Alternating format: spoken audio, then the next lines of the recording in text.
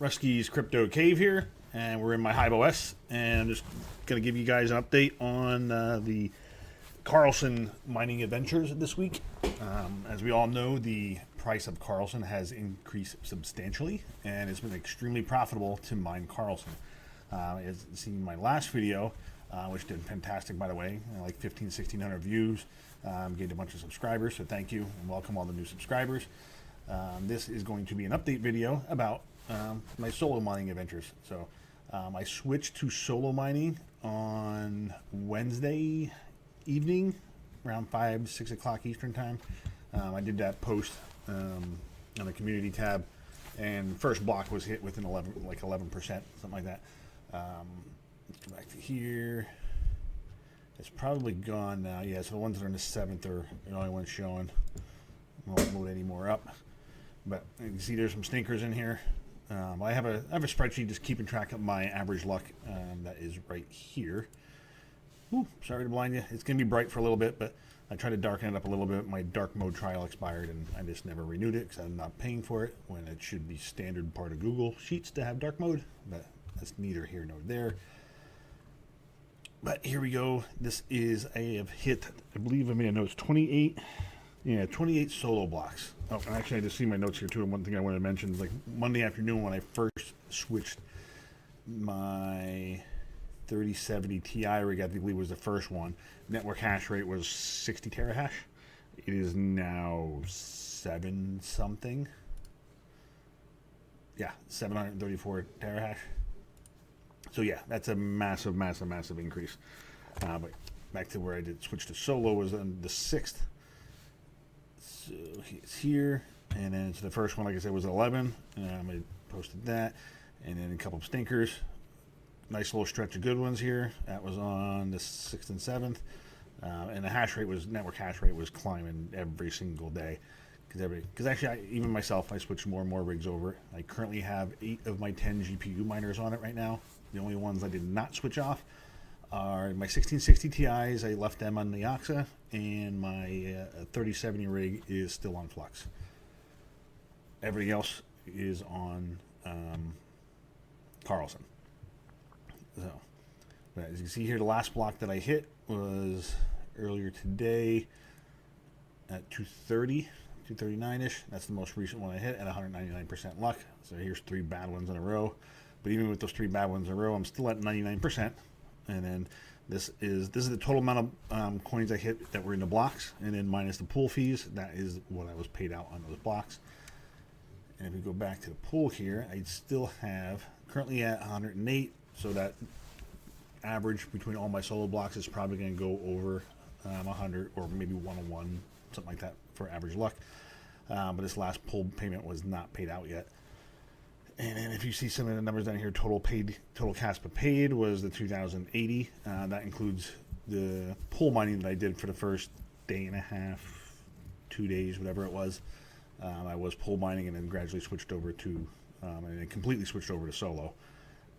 If I would have kept all the coins, it'd be worth 422.47 right now. But like I said before, and the price is still dropping. Like I said before, I was mining, dumping, mining, dumping, mining, dumping, all on Trade Ogre, which actually you can pull up my Trade Ogre account. We'll go to deposit history. I'm going to show the last 25 because I haven't used it a whole lot. But earlier here, like some of this Bitcoin Cash, that's from a nice hash find a block deal. So I hit that. Then swapped my couple Ergo payments. I swapped that into Neoxa as well. I had some Monero. They swapped 2.99 Monero into Neoxa, and then all this Karlsen was all my payments that I received from Hero Miners. And just look at trade history. These are all the trades and swaps. There we go. It's Ergo, blah blah blah. Neoxa, Karlsen. Here we go. This is where I started selling all the Karlsen. And then step by Neoxa. And then go back to the first page. Same thing, sell, buy, sell, buy, sell. It's pretty much right around similar time frames, basically. Sometimes I would market buy, Sometimes like the hero is pretty much a market buy. This what the available price was, and that's what it is. Some of them I would make an adjustment to the asking price as far as here I can even show you what I was doing. Go to Karlsen. For the most part, Karlsen, when I was selling it, I would just go into Karlsen. Whatever I had available here, that whatever that price was, boom, sell, and that was it. And I would sell whatever I had, and then go back over to here in the USDT markets. Neoxa is on page 2, and then go back here in Neoxa, and then I would have X number of dollars in USDT available. Just click on that, fill it up, and then say like the bid here is like 0.0050, ask is 0.0052. This is saying the ask is 0.00514713 because this does round it up here on Trade Ogre. So I would sometimes even try to find like an even spot somewhere in between here, and not give the full asking price, but not all the way at the bottom. Or even sometimes I would just put out 0.005 and just mess around with different numbers just to try to see if the order would fill. Sometimes it did, sometimes it didn't. If it sat there for a while and it never filled, then I would just go in and cancel the order and adjust it up a little bit. Right. That was not meant to be a Trade Ogre tutorial, but we kind of went off on a little tangent. All right, so there's the blocks, trades. Oh, here we go. This is what I wanted to cover. This is all the Neoxa that I purchased. So I gained 53,230 Neoxa by swapping into Karlsen, and this is the value that I purchased it in at on each transaction. Did an average here per coin, which is just total up this column, and divide them, get an average per coin. So what I paid for them. So technically, it's the current price of Neoxa. I am down a tiny bit, but I'm not really concerned about that because I'm more concerned about getting a node. So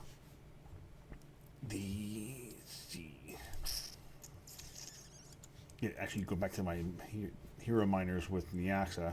As you can see, my payment history every 2-3 days roughly is what I was receiving. 10,000 Neoxa. The last one, I dropped the payment down to 5,000 on the 8th because they still had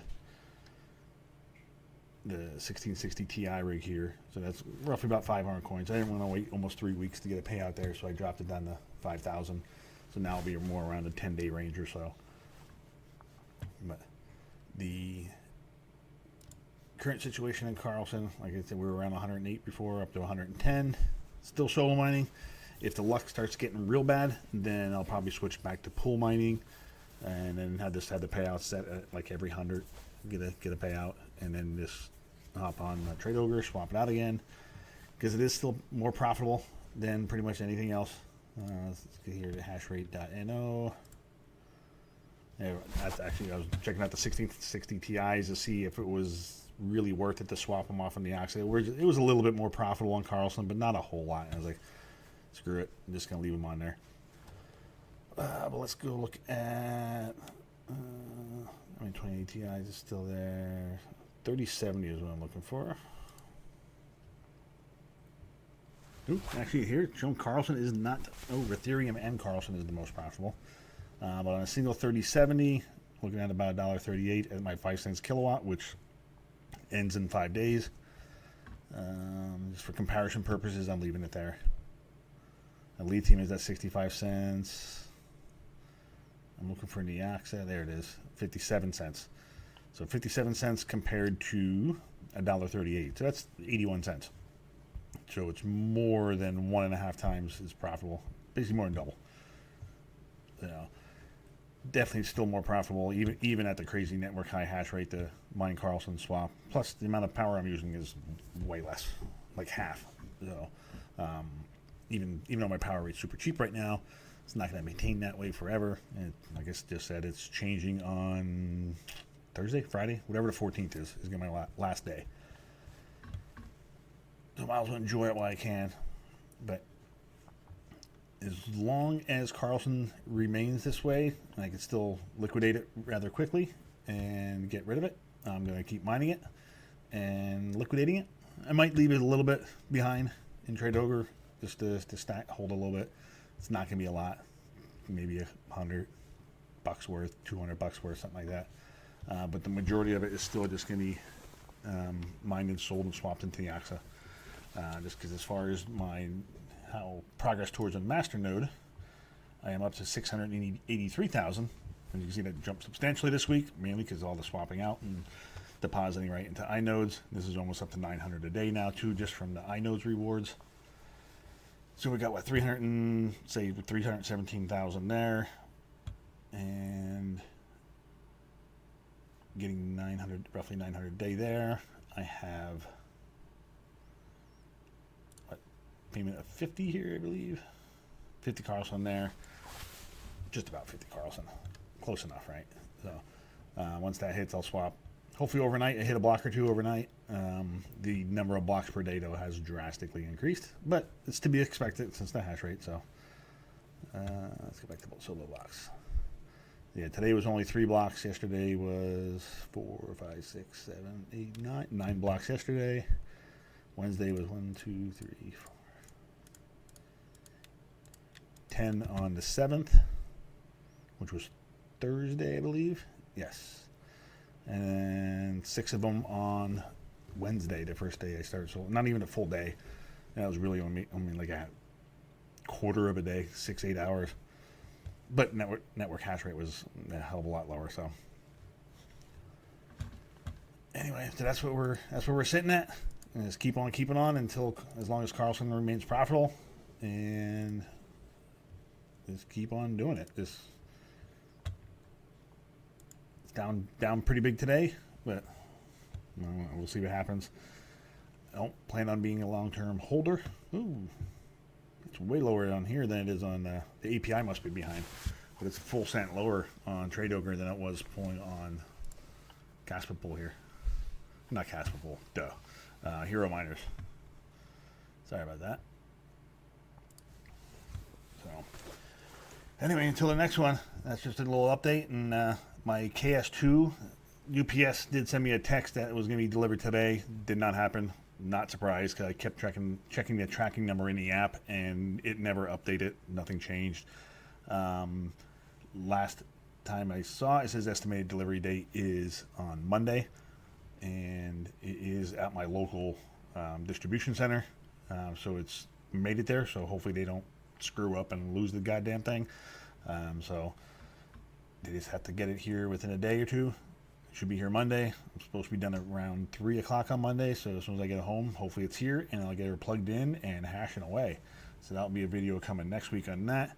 I like to overclock it. Probably going to try the T-Swift one, even though you do have to pay for it. But it seems like it's going to be more profitable. I haven't watched Hobbyist video yet today about the overclocks and stuff, but I'm going to probably watch that after I get this uploaded, and just basically anxiously await my KS2 arrival, because I'd really like to get that up and running. I mean, because the network hash rate in Casper went up 20, 30 petahash, whatever it is, since I ordered that. It is what it is. Still 30 bucks a day in profit. Even at a higher electric rate, it's still going to be profitable. So bring it on. Just can't wait to get it on and hashing away. So anyway, until the next video, we'll catch you later.